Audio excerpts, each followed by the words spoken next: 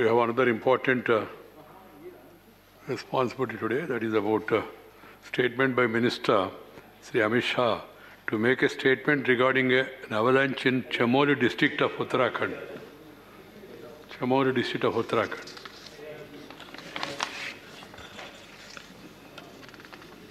सभापति महोदय, Please. एक बहुत दुखद और दुर्भाग्यपूर्ण घटना का ब्यौरा मेरे स्टेटमेंट के द्वारा सदन के समक्ष रखने के लिए मैं खड़ा हुआ हूं। दिनांक 7/2/21 को सुबह लगभग 10 बजे उत्तराखंड के चमोली जिले में अलकनंदा की एक सहायक नदी ऋषिगंगा नदी के ऊपरी जलग्रहण क्षेत्र में एक हिमस्खलन की घटना घटी, जिसके कारण ऋषिगंगा नदी के अभी भी रहेंगे आजाद जी। ऋषिगंगा नदी के जलस्तर में अचानक काफी वृद्धि हो गई। ऋषिगंगा नदी के जलस्तर में वृद्धि के कारण आई बाढ़ से 13.2 मेगावाट की कार्यरत छोटी जल विद्युत परियोजना पूरी बह गई। इस अचानक आई बाढ़ ने निचले क्षेत्र में तपोवन में धौलीगंगा नदी पर स्थित एनटीपीसी की निर्माणाधीन 520 मेगावाट की जल विद्युत परियोजना को भी नुकसान पहुंचाया है। उत्तराखंड सरकार ने यह बताया कि बाढ़ से निचले क्षेत्र में अब कोई खतरा नहीं है और साथ ही साथ जल स्तर में भी कमी आ रही है। केंद्र और राज्य की सभी संबंधित एजेंसियां स्थिति पर कड़ी निगाह रखे हुए हैं। 7 फरवरी 2021 के उपग्रह डेटा के अनुसार ऋषिगंगा नदी के जलग्रहण क्षेत्र में समुद्र तल से लगभग 5600 मीटर ऊपर स्थित ग्लेशियर के मुहाने पर हिमस्खलन हुआ, जो कि लगभग 14 वर्ग किलोमीटर क्षेत्र जितना बड़ा था, जिसके कारण ऋषिगंगा नदी के निचले क्षेत्र में फ्लैश फ्लड की स्थिति बन गई। उत्तराखंड सरकार से प्राप्त सूचनाओं के अनुसार अभी तक 20 लोगों की जानें जा चुकी हैं। ये आंकड़ा महोदय मैं थोड़ी स्पष्टता करना चाहूँ तो कल शाम 5 बजे तक का है, वो बदलता रहता है, और 6 लोग घायल हैं। प्राप्त जानकारी के अनुसार 197 व्यक्ति लापता है, जिसमें एनटीपीसी के निर्माणाधीन परियोजना के 139 व्यक्ति, ऋषिगंगा कार्यरत परियोजना के 46 व्यक्ति और 12 ग्रामीण शामिल हैं। राज्य सरकार ने यह सूचना विभिन्न स्रोतों के माध्यम से इकट्ठा की है, जिसमें परिवर्तन संभव है। एनटीपीसी परियोजना के 12 व्यक्तियों को एक टनल के अंदर से सुरक्षित बचा लिया गया है। ऋषिगंगा परियोजना के भी 15 व्यक्तियों को घटना के समय ही सुरक्षित बचा लिया गया है।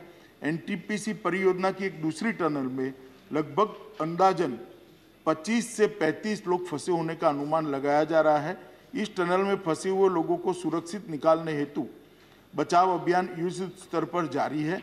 साथ ही साथ लापता व्यक्तियों को ढूंढने का कार्य भी बड़े पैमाने पर किया जा रहा है। राज्य सरकार ने जान गंवाने वालों के परिजनों के लिए 4 लाख रुपये की सहायता की घोषणा की है। घटनास्थल के नजदीक 13 छोटे गांव से एक पुल बह जाने के कारण संपर्क बिल्कुल कट गया है। इन गांवों के लिए रसद और जरूरी मेडिकल सामान हेलीकॉप्टर के द्वारा लगातार पहुंचाया जा रहा है। केंद्र सरकार द्वारा स्थिति को 24 घंटे उच्चतम स्तर पर निगरानी की जा रही है। माननीय प्रधानमंत्री जी स्वयं स्थिति पर गहरी निगाह रखे हुए हैं। गृह मंत्रालय के दोनों कंट्रोल रूम द्वारा स्थिति पर 24 घंटे नजर रखी जा रही है और राज्य को हर संभव सहायता मुहैया कराई जा रही है। विद्युत मंत्रालय के माननीय राज्य मंत्री ने घटनास्थल का दौरा किया और चल रहे राहत एवं बचाव कार्य का भी जायजा लिया है।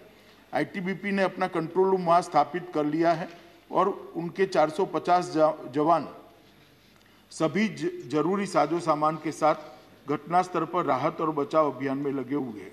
एनडीआरएफ की 5 टीमें घटनास्थल पर पहुंच चुकी है और राहत और बचाव अभियान में लगी हुई है। आर्मी की 8 टीमें, जिसमें एक इंजीनियरिंग टास्क फोर्स भी शामिल है, घटनास्थल पर बचाव कार्य कर रहा है। एक मेडिकल कॉलम और 2 एम्बुलेंस भी घटनास्थल पर तैनात है। नेवी की एक गोताखोर टीम भी घटनास्थल पर तैनात की गई है। एयरफोर्स के 5 हेलीकॉप्टरों को भी इस कार्य में लगाया गया है। जोशीमठ में भी प्रशासन द्वारा एक कंट्रोल रूम स्थापित किया गया है। घटनास्थल पर विपरीत परिस्थिति में भी घटना के बाद से ही लगातार राहत और बचाव कार्य तुरंत शुरू कर दिया गया था। टनल में फंसे लोगों को बाहर निकालने के लिए रात भर के अथक प्रयास के बाद आर्मी द्वारा टनल के मुंह पर पड़े मलबे को साफ कर लिया गया है। काफी अंदर तक हमारे लोग गए हैं। केंद्रीय जल आयोग के जो कर्मचारी अलकनंदा और गंगा बेसिन हरिद्वार तक में कार्यरत है, उनको भी अलर्ट पर रखा गया है। सशस्त्र सीमा बल की एक टीम भी घटनास्थल पर पहुंच चुकी है। डीआरडीओ की एक टीम हिमस्खलन की निगरानी करती है। घटनास्थल पर वो भी पहुंच चुकी है। एनटीपीसी के सीएमडी भी घटनास्थल पर पहुंच चुके हैं। नेशनल क्राइसिस मैनेजमेंट कमेटी की मीटिंग 7 फरवरी को ही 4:30 बजे कैबिनेट सचिव की अध्यक्षता में हुई, जिसमें सभी संबंधित एजेंसियों को समन्वय के साथ काम करने और राज्य प्रशासन को सभी जरूरी सहायता उपलब्ध कराने के निर्देश दे दिए गए हैं। केंद्रीय एजेंसियों के साथ साथ जिला प्रशासन, पुलिस और राज्य आपदा प्रबंधन विभाग भी राहत और बचाव कार्य में जुटे हैं। एसडीआरएफ की 2 टीमें भी राहत में और बचाव में कार्यरत है। राज्य स्वास्थ्य विभाग की 7 टीमें, 8 एम्बुलेंस मुख्य स्वास्थ्य अधिकारी के साथ मौके पर मौजूद है। इसके अतिरिक्त राज्य सरकार ने 5 हेलीकॉप्टरों को भी बचाव कार्यों के लिए तैनात किया हुआ है।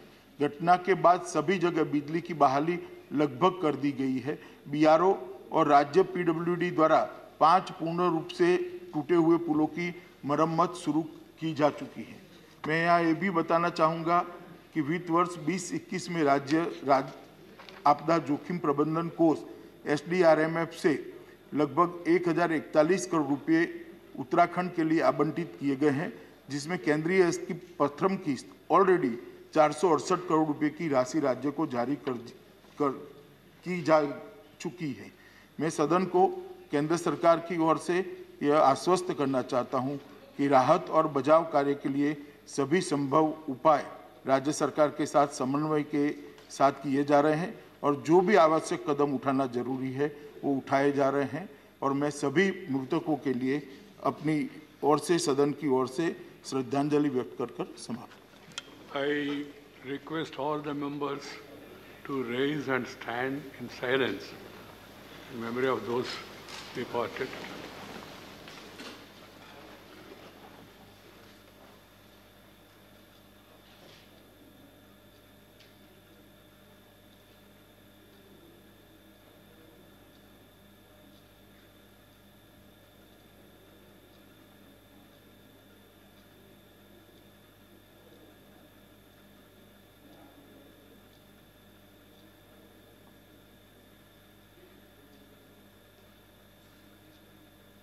Om Shanti Shanti.